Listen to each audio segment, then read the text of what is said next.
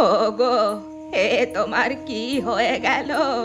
ওপরওয়ালা, এ কি অবস্থা করলো তোমার? এই শেষ বয়সে এসে তোমাকে পঙ্গুত্ব বরণ করতে হলো। এভাবে কষ্ট পেও না গিন্নি। এটা হয়তো আমার ভাগ্যে ছিল। ভাগ্যে না থাকলে শেষ বয়সে এসে এভাবে অসুস্থ হতে হয় আমাকে। আমাদের ভাগ্যেই বা কেন? তুমি অসুস্থ হওয়ার পর থেকে তোমার দুই ছেলে আমাদের দেখা বন্ধ করে দিয়েছে। দুই বউয়ের কথা না হয় বাদই দিলাম। আমরা এখন বৃদ্ধ হয়ে গেছি, তার উপরে অসুস্থ। এগুলো আমাদেরকে মেনে নিতেই হবে। এগুলোর বিরুদ্ধে প্রতিবাদ করা যাবে না।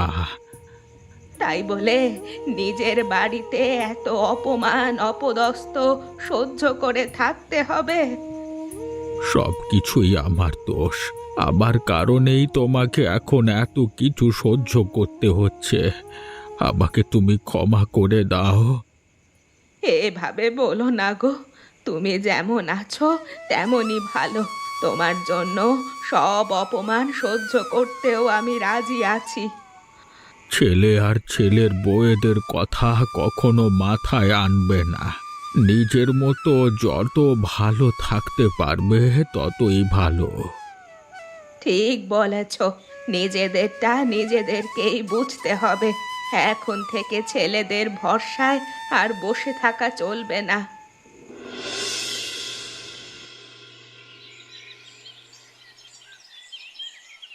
কে রে, তোরা এত সকাল সকাল আমাদের ঘরে কিসের জন্য এসেছিস? কোনো দরকার আছে নাকি? মা, তোমার সাথে আমার একটা আলোচনা করতে এসেছিলাম আমরা। আলোচনা না বলতে পারো, সিদ্ধান্ত নিয়েছি। সেই সিদ্ধান্ত তোমাকে জানানোর জন্য এখানে এসেছি। হঠাৎ করে তোরা আবার কিসের সিদ্ধান্ত নিলি শুনি? মা, আমরা সিদ্ধান্ত নিয়েছি আমরা দুই ভাই আজকে থেকে না আলাদা হয়ে যাব। প্রত্যেকের তো একটা আলাদা সংসার আছে, এভাবে তো আর চলা যায় না, তাই না? সবার আলাদা সংসার আছে, এটা সত্য। তাই বলে তোরা ভুলে যাচ্ছিস যে তোদের বাবা মা আছে? আমরা তো তোমাদেরকে ভুলে যাচ্ছি না। আরে আমরা তো এই বাড়িতেই আছি, এ বাড়িতে থেকেই তোমাদের দেখাশোনা করব। তাছাড়া আমাদের নিজেদের বলতেও তো কিছু আছে। টাকা পয়সা খরচ করলে মানে এত খরচ করলে চলবে না। আজকে থেকে দাদা আর আমি দুজনে মিলে তোমাদের খরচ বহন করব। তোরা যে আলাদা হতে চাইছিস, তারপরে তোরা কতটা আমাদের খরচ বহন করবি তা আমার ভালোভাবেই বোঝা হয়ে গেছে। এভাবে কথা বলছো কেন মা? আমরা তো আছি। আমরা যে তোমাদের খরচ বহন করব না এমনটা কিন্তু আমরা বলিনি। তেমন যদি হতোই তাহলে তোরা দুই ভাই এতদিন তোদের বাবাকে চিকিৎসা করিয়ে সুস্থ করে তুলতি। আগের কথা আগে চলে গেছে, এখন সামনে যা হবে সেটাই। ঠিক আছে, তাহলে আর আমার কাছে বলতে আসার কি দরকার? তোরা নিজেরাই আলাদা হয়ে যা, এটাই মনে হয় তোদের জন্য ভালো হবে। সেটাই করছি। তাহলে ডান পাশের দিক বিক্রম নেবে আর বাম পাশের দিকটা আমি। মাঝখানে তোমরাই থেকো, ঠিক আছে?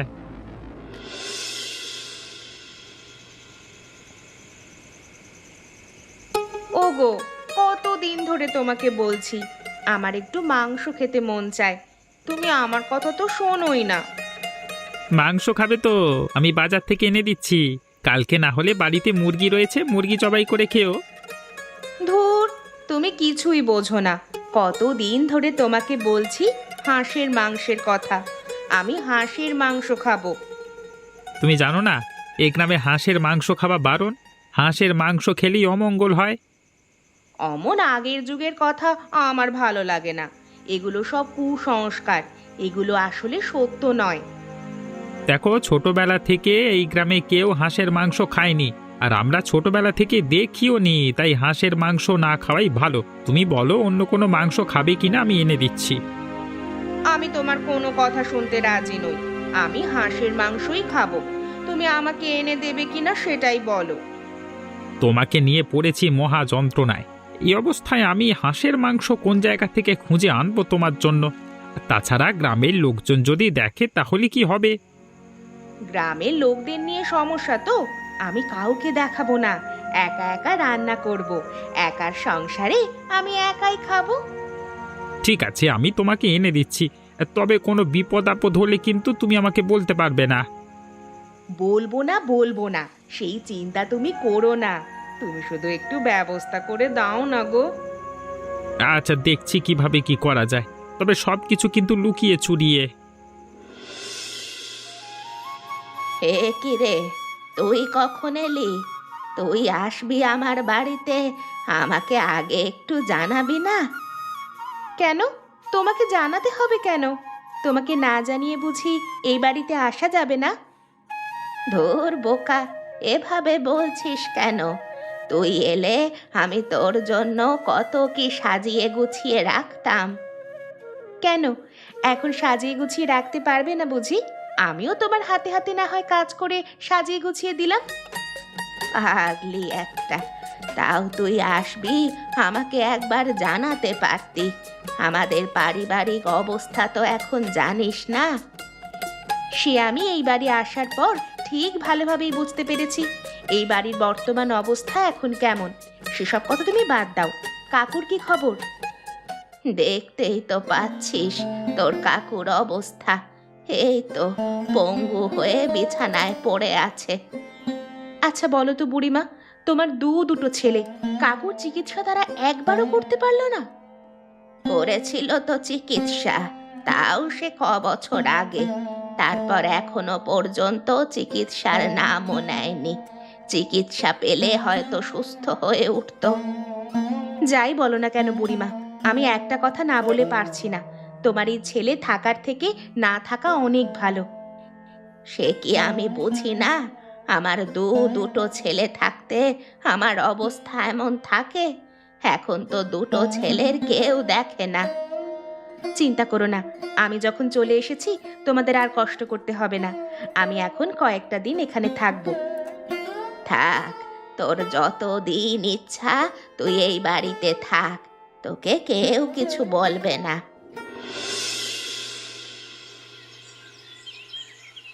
মায়ের ঘরে মনে হচ্ছে পূজা এসেছে। কতদিন পর আবার এলো বলো তো? সেটা জেনে তোমার কাজ কি? তোমার সংসারে তো আসেনি, মায়ের সংসারে এসেছে। মা বুঝে নেবে, তোমাকে এত নাক গলাতে হবে না। আরে বাবা, রেগে যাচ্ছ কেন? আমি কথার কথা বললাম তো। ওটার কথা বাদ দাও, এখন শোনো, তোমাকে আমি একটা কথা জানাতে চাই। আজকে যেখান থেকে যেভাবেই পারো আমার জন্য হাঁসের মাংস নিয়ে আসবে। হাঁসের মাংস? হাঁসের মাংস খাবার আবার মন করলো কেন? আমাদের গ্রামে কেউ হাঁসের মাংস খায় না, সেটা তুমি জানো না? কেন খায় না বলো তো? হাঁসের মাংসে কি এমন আছে? এই গ্রামের মানুষ হাঁসের মাংসে এত ভয় পায় কেন? ছোটবেলা থেকেই দেখে এসেছি কেউ খায় না, তাই আমরাও খাই না। শুনেছি হাঁসের মাংস খেলে মানুষ অসুস্থ হয়ে পড়ে। এসব আমি বিশ্বাস করি না। আমি হাঁসের মাংস খাবো, এটাই আমার শেষ কথা। হঠাৎ করে তোমার মাথার ভেতরে এই হাঁসের মাংসের ব্যাপারটা ঢুকলো কিভাবে? এমনি এমনি তো ঢোকবার কথা নয়। বড় বৌদিও তো খাচ্ছে, দাদা তাকে হাঁসের মাংস এনে দিচ্ছে, তুমি এনে দিতে পারবে না কেন? তার মানে ব্যাপারটা এমনি এমনি তোমার মাথায় ঢোকেনি, বড় বৌদি ঢুকিয়েছে, অথবা বড় বৌদির থেকে তুমি শুনে তোমার মাথায় নিজেই ঢুকিয়ে নিচ্ছ, তাই না? এত কথা আমি শুনতে চাই না। আমি যখন বলেছি হাঁসের মাংস খাবো, তুমি আমাকে হাঁসের মাংস এনে দেবেই দেবে, না হলে কিন্তু আমি কিচ্ছু খাবো না। ঠিক আছে, এত তাল বাহানা করবার কোনো প্রয়োজন নেই। তুমি যখন খেতে চেয়েছো আমি এনে দেব, তবে কেউ যেন জানতে না পারে। আশেপাশের লোকজন জানলে খারাপ নজরে দেখবে। শুনুন মা, আপনি হয়তো এটা অন্য নজরে দেখতে পারেন, তবে আমি আপনাকে বলতে চাই আমি আজকে হাঁসের মাংস রান্না করে খাবো। আপনি এই বিষয়ে আমাকে কিছু বলতে আসবেন না। বৌদির সাথে আমিও এটাই বলতে চাই, আমিও আজকে হাঁসের মাংস খাবো। তোমরা কি পাগল হয়ে গেছো? তোমরা এই গ্রামের পরিস্থিতি জানো না? এই গ্রামের কেউ হাঁসের মাংস খেতেও পারে না। হাঁসের মাংসের কথা শুনলেও মানুষ অসুস্থ হয়ে পড়ে। ওসব কুসংস্কার বাদ দিন তো, এসব আগের যুগের কথাবার্তা, এই যুগে এসব চলে না। তাছাড়া অন্যান্য জায়গার লোক হাঁসের মাংস খেয়ে আসছেই তো। দেখো, তোমরা আমার কথা না শুনে যদি এই কাজ করো, পরবর্তীতে কিন্তু তোমাদের বিপদ হয়ে যাবে। বিপদ হবে কি হবে না সেটা পরে দেখা যাবে। আগে আপনাকে বলে রাখি, আমরা যে হাঁসের মাংস খাবো সেই বিষয়ে আপনি কিচ্ছু বলতে পারবেন না। এখন তোমাদের আলাদা সংসার, আমার বারণ করার কথা আমি বারণ করে দিয়েছি। তোমরা আমার কথা না শুনলে আমার আর কিছুই করার নেই। তোমাদের যা খুশি করো। ঠিক আছে, তাই করব। কিন্তু শিবানী, একটা কথা বলতো, তুই হঠাৎ করে হাঁসের মাংস খাওয়ার কথা বললি কেন? নিশ্চয়ই আমার কথা শুনে নিয়েছিস আড়াল থেকে। আরে না গো বৌদি, তেমন কোনো ব্যাপার না। রাতে তোমাদের ঘরে যেতে গিয়ে শুনলাম তোমরা হাঁসের মাংস খাবে। এখন তো আর এক পরিবার নেই যে তোমাদেরটাই খাবো, তাই আমিও ভাবলাম আমিও রান্না করি। ঠিক আছে, তাহলে তুই তোর মতো রান্না কর। ও বুড়িমা, বাড়ি থেকে তো হাঁসের মাংসের ঘ্রাণ আসছে। কোত্থেকে এলো বলো তো? এই গ্রামের তো কেউ হাঁসের মাংস খায় না। কি আর বলবো, যত সর্বনাশ সব আমার বাড়িতেই হচ্ছে। জানিস তো, এই গ্রামের কেউ হাঁসের মাংস খেতেও পারে না। হ্যাঁ গো, কয়েক বছর আগে তো একটা দুর্ঘটনা ঘটলো। আজকে আবার তোমার বাড়িতে? মানে তোমার দুই বউ কি হাঁসের মাংস রান্না করছে নাকি? তাছাড়া আবার বাড়িতে কে রান্না করবে বল? কি সর্বনাশ! তুমি এই সর্বনাশ ঘটতে দিচ্ছ কিভাবে গো? তুমি তাদেরকে বারণ করলে না? অবশ্যই বারণ করেছি, কিন্তু এরা তো আমার বারণ শুনবে না। যখন বিপদে পড়বে তখন দেখবি আমার কাছেই আসতে হবে। বিপদে তো অবশ্যই পড়বে। যতবার হাঁসের মাংস কাউকে খেতে দেখেছি তখনই মানুষকে বিপদে পড়তে দেখেছি। কে জানে তোমার দুই বউয়ের কপালে কি আছে। যা করার করুক, আমি তো ওদের ভালোর জন্যই সব সময় বলি। ওরা যদি আমার ভালোটা না শোনে তাহলে আমার আর কি করার আছে। যাই হোক বুড়িমা, কাকুর ভালোই যত্ন আত্তি নেওয়া হচ্ছে এখন। আশা করছি খুব শীঘ্রই কাকু সুস্থ হয়ে উঠবে। কি বলছিস, সুস্থ হয়ে উঠবে? আমি তো কখনো কল্পনাও করতে পারিনি যে তোর কাকু সুস্থ হতে পারে। আমি তো ভেবেছি কখনো আর হাঁটতেও পারবে না। হাঁটবে কি? এবারে দেখবে কাকু রীতিমতো দৌড়বে। তুমি শুধু আমার উপর একটু ভরসা রাখো। সঠিক চিকিৎসা আর যত্নের অভাবেই কাকুর এই পরিণতি হয়েছে আজকে। তোকে যে কি বলে ধন্যবাদ জানাবো আমার সেই ভাষা নেই। তুই এসেছিস বলেই হয়তো তোর কাকু আবার সুস্থ হয়ে উঠছে। আমি আবার ভরসা খুঁজে পেলাম।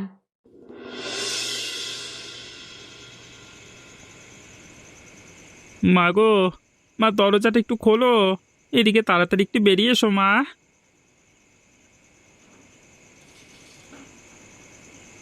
কি রে, কি হয়েছে? এত চেঁচামেচি করছিস কেন? মা, তোমার বৌমা অসুস্থ হয়ে পড়েছে গো, তাড়াতাড়ি আমার সাথে একটু চলো। শিবানীও অসুস্থ হয়ে পড়েছে। আমার সাথে একটু চলো না মা, দেখো না কেমন যেন করছে। আমি তো আগে থেকেই জানতাম এমন কিছু হবে। তোরা তো এই গ্রামের ছেলে, তোরা কোন আক্কেলে তোদের বউকে হাঁসের মাংস খাইয়েছিস? অনুষ্কা এত করে বললো, আমি আর না করতে পারলুম না। সে কারণেই বাধ্য হয়ে এনেছিলাম, কিন্তু এমন হবে আমি সেটা বুঝতে পারিনি। এবার আমার কাছে এসেছিস কেন তোরা? আমি কিছুই করতে পারবো না। তোদের দুই বউকে আমি দুপুরেও খুব ভালোভাবে বুঝিয়েছি, কিন্তু তোদের দুই বউ তো ভীষণ চালাক। আমার কোনো কথার কোনো পাত্তাই দিল না। এখন এসব কথা রাখো মা, আমার সাথে একটু চলো। এখন সুস্থ করা আমার কাজ নয়। আমি তোদেরকে আর কিভাবে বোঝাবো? এই রোগ কিভাবে ভালো হয় সেই সম্পর্কে আমার কোনো ধারণা নেই। প্রাথমিক চিকিৎসা হিসাবে তোদের দুই বউকে শুধু লবণ পানি খাওয়া। লবণ পানি তাতেই সুস্থ হয়ে উঠবে নাকি? সুস্থ হয়ে উঠবে কিনা জানি না, তবে যে যন্ত্রণা পাচ্ছে সেই যন্ত্রণা থেকে একটু উপশম হবে। ঠিক আছে মা, তাহলে তাই করছি। আরেকটা কথা দাদা, একটু ডাক্তারকে দেখানোর চেষ্টা করবেন। সব রোগী ডাক্তারকে দেখালেই সুস্থ হয়ে ওঠে। বুড়িমা, ও বুড়িমা, কোথায় গেলে তুমি? এদিকে এসো, খুশির সংবাদ আছে গো। কি রে, কি হয়েছে? এত চেঁচামেচি করছিস কেন? কিসের খুশির সংবাদ দিবি? আরে তুমি এদিকে এসো, দেখো কে দাঁড়িয়ে আছে। আরে তাই তো, তুমি একদম সুস্থ হয়ে গেছো যে, তুমি উঠে দাঁড়িয়েছো। শুধু উঠে দাঁড়াইনি গো, আমি এখন হাঁটতেও পারি। আশা করছি 2-1 দিনে দৌড়াতেও পারবো। তুমি খুশি হয়েছো না? আমি কোনোদিন কল্পনাও করতে পারিনি তোমাকে আবার এই অবস্থায় দেখব। তুমি উঠে দাঁড়াতে পারবে, এটা যে ভাবনার বাইরে ছিল। তোমাকে বলেছিলাম না বুড়িমা, এবার কাকুকে আমি সুস্থ করেই তুলবো। কাকুর ভালো চিকিৎসা করিয়েছি আমি, শহর থেকে ওষুধ নিয়ে এসেছি, আর যা যত্ন করেছি তাতে কাকু সুস্থ না হয়ে যাবে কোথায়? সব কিছুই তোর জন্য সম্ভব হয়েছে রে। এই অসম্ভবকে তুই সম্ভব করেছিস। আমি যে কিভাবে তোকে ধন্যবাদ জানাবো। আমাকে ধন্যবাদ জানাতে হবে না বুড়িমা। এই যে প্রতিটা বছর তোমাদের এখানে আসি, তুমি আর কাকু আমাকে বাবা মায়ের মতো ভালোবাসা দাও, এটাই আমার জন্য অনেক। আমার তো বাবা মা নেই, তাই তোমাদেরকেই বাবা মা হিসেবে দেখি। তুই তো আমার একটা মেয়ে, তোকে আমি মেয়ের মতো করেই তো বড় করেছি। তাহলে মেয়েকে আবার কিসের ধন্যবাদ দেবে? মেয়ে তো তার বাবার প্রতি তার কর্তব্য পালন করেছে। বেঁচে থাক মা, বেঁচে থাক। অন্যের সন্তান হয়েও আমাদের জন্য যা করলি। আমার সন্তানেরা হলো কলঙ্ক। ওদের বাবা মা না হওয়ার থেকে নিঃসন্তান হয়ে থাকা অনেক ভালো ছিল। কি গো দাদা, তোমরা এখানে এসে এভাবে দাঁড়িয়ে আছো যে, কিছু বলবে নাকি? শুনলাম তুই নাকি বাবাকে সুস্থ করে তুলেছিস। সুস্থ তো হয়ে গেছে, গিয়ে দেখে এসো। সেটা না হয় পরে দেখবো। আমরা এসেছিলাম তোর কাছে একটা অনুরোধ করতে। দয়া করে তুই আমাদের ফিরিয়ে দিস না, তোর সাহায্য এখন আমাদের খুব দরকার রে। নিশ্চয়ই তোমরা বৌদিদের সুস্থ করার উদ্দেশ্যে আমার কাছে এসেছো, তাই তো? কিন্তু আমি তো এই ব্যাপারে তোমাদেরকে সাহায্য করব না। কেন করবি না? বাবার অত বড় একটা কঠিন রোগ যদি তুই সারিয়ে তুলতে পারিস, তাহলে আমাদের বউয়ের রোগ তুই সারিয়ে তুলতে পারবি না? সারিয়ে তুলতে পারবো না এই কথাটা কিন্তু আমি একবারও বলিনি। আমি বলেছি সারিয়ে তুলবো না। কেন তুলবি না রে? তুই যদি সারিয়ে তুলতে পারিস তাহলে তোকে আমরা পয়সা দেব। টাকার জন্য আমি কোনো কাজ করি না, সেটা তোমরা ভালোভাবেই জানো। তাছাড়া তোমাদের যদি এতই টাকা থাকে, নিজেরাই নিজেদের বউদের চিকিৎসা করাও না। অনেক চেষ্টা তো করলাম, কোনো কিছুতেই কোনো লাভ হলো না। ঠিক আছে, আমি তোমাদেরকে সাহায্য করতে পারি, তবে একটা শর্তে। তোমরা আবার এক পরিবারে থাকা শুরু করবে, বাবা মায়ের যত্ন আত্মি নেবে এবং তাদের দায়িত্ব নেবে। ঠিক আছে, আমাদের হাতেও আর কোনো উপায় নেই। আমরা রাজি আছি, কিন্তু যত দ্রুত সম্ভব ওদেরকে সুস্থ করে দে। ঠিক আছে, তাহলে আমি সুস্থ করার ব্যবস্থা করছি। কিন্তু আর কখনোই এই গ্রামে হাঁসের মাংস খাওয়ার সাহস করবে না তোমরা।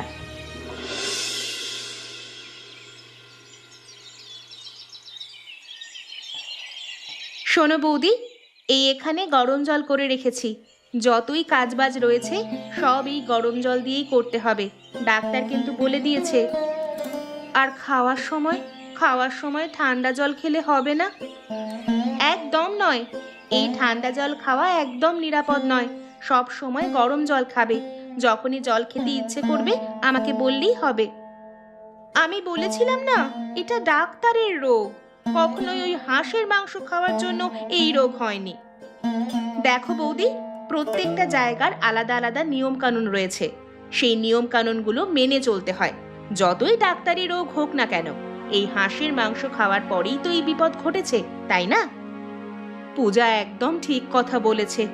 আমার অনেক শিক্ষা হয়েছে। আমি আর কখনোই হাঁসের মাংস খাবো না। বাবা গো, আমিও খাবো না।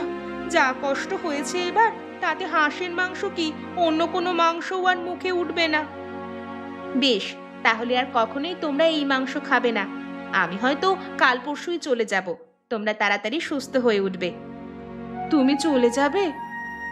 যেতে তো হবেই, এখানে তো আর আমি সব সময়ের জন্য থাকতে আসিনি। তাছাড়া আমি ভালোভাবেই জানি এই বাড়িতে এলে তোমরা ঠিক ভালোভাবে নেবে না ব্যাপারটা। এবার থেকে আর এমন করব না। তুমি তো এবার আমাদের ভালো বন্ধু হয়ে গেছো। ভালো বন্ধু হওয়ার আগে ভালো মানুষ হয়ে উঠতে হয়। ভালো মানুষ হতে গেলে মানুষের সেবা করতে হয়। তোমরা না হয় তোমাদের শ্বশুর শাশুড়িরই সেবা করো। হে কি, তোমরা এই শরীর নিয়ে আবার হেঁটে আসতে গেলে কেন? কোনো কিছুর প্রয়োজন আমাকে ডাকলেই তো পারতে। না মা, কোনো কিছুর প্রয়োজন নেই। আমরা এখন সম্পূর্ণ সুস্থ হয়ে উঠেছি। আপনার কাছে এসেছিলাম ক্ষমা চাইতে। ক্ষমা? কিন্তু কিসের জন্য? কিসের জন্য সেটা আপনি বুঝতে পারছেন না মা? মা, এই যে আমরা আলাদা হয়ে গেলাম, আপনার ছেলেরা তো আলাদা হতে চায়নি। আমাদের কথার জন্যই তো হয়েছে। সেটা তোমাদের ইচ্ছে। আমাদের সাথে এক সংসারে থাকতে তোমাদের ইচ্ছে না করলে আলাদা সংসারে যেতেই পারো। কিন্তু এবার আমরা বুঝতে পেরেছি একা একা থাকাটা কতটা কষ্টের। একসাথে থাকলে কোনো বিপদ আপদ মনেই হয় না। আমরা আর আলাদা থাকতে চাই না মা। আমাদের আবার এক করে নিন না মা। এবার থেকে আমরা সবাই মিলে আপনাদের দুজনের সেবা করব। আমরা সত্যি বলছি। সেবা করতে হবে না। তোমাদের আলাদা থাকতে ইচ্ছে হলে আলাদা থেকো। একসাথে থাকতে ইচ্ছে হলেও আমাদের খুব বারণ করার কোনো কিছু নেই। সম্পূর্ণই তোমাদেরই ইচ্ছে। আপনি অনেক ভালো মা। শুধু শুধু এতগুলো বছর আপনাকে শত্রু ভেবে এসেছি। এবার অসুস্থ হওয়ার পরে বুঝতে পেরেছি আপনি সত্যিই আমাদের ভালো চান। তোমরা আমার সন্তান সমতুল্য। কোনো বাবা মাই চায় না তাদের সন্তানের ক্ষতি হোক কোনো। তাই আমিও চাই না। আমাদেরকে যখন সন্তান হিসেবে মেনেই নিয়েছেন, এবার এই সন্তানদের কর্তব্য আমরা পালন করব। আর কখনোই আপনাদেরকে খারাপভাবে দিন কাটাতে হবে না। যাক, অবশেষে সবাই আবার একসাথে থাকতে শুরু করলো। আবার কবে আসবি মা? আমি তোর জন্য অপেক্ষা করে থাকবো। আবার ছুটি পেলেই চলে আসবো। এবার তো এই বাড়িতে আসতে আমার খুবই ভালো লাগবে। পূজা এসে বাড়ির কত কিছু পরিবর্তন করে দিয়ে গেল বলো তো। আমাকে সুস্থ করে দিল, এই পঙ্গুত্ব থেকে মুক্তি দিল, আমাদের এই ভাঙা সংসার জোড়া লাগালো, আমাদের সন্তানকে আবার আমাদের কাছে ফিরিয়ে দিল। আর আমরাও ভালো বন্ধু পেলাম। এবার পূজা আমাদের বাড়িতে এলে আমরা আর কখনোই হিংসা করব না। এবার থেকে আমরা সবাই একসাথে মিলেমিশে বাঁচার চেষ্টা করব। তোমরাও সবাই খুব ভালো। এবার আমার ছুটিটা বেশ ভালোই কেটেছে। আবার যখন ছুটি হবে তোমাদের এখানে ছুটি কাটাতে চলে আসব। তবে খবরদার, আর এর মধ্যে কিন্তু তোমরা কেউ হাঁসের মাংস খাবে না। পাগল নাকি? আমি আর কোনোদিন হাঁসের মাংসের কথা মুখেও আনবো না বাবা। না আনাটাই ভালো। যেখানে যা রীতিনীতি সেগুলো পালন করেই চলতে হয়। এতেই সবার মঙ্গল। আর আমরাও পূজার কাছে কথা দিয়েছি, বাবা মায়ের সঠিক যত্ন নেব, চিকিৎসা করাবো। এবার থেকে আমরা আমাদের কথা রাখবার ভালোভাবে চেষ্টা করব। আমি তোমাদের কথায় খুব খুশি হলাম এবং ভরসা পেলাম। তোমাদের ভরসা করেই কিন্তু বুড়িমা আর কাকুকে তোমাদের হাতে ছেড়ে দিয়ে গেলাম। এটা কিন্তু আমার জমা রইল, পরের বারের ছুটিতে এসে ফেরত নেব। এমন মজার মজার গল্প দেখতে আমাদের চ্যানেলকে সাবস্ক্রাইব করতে ভুলবেন না।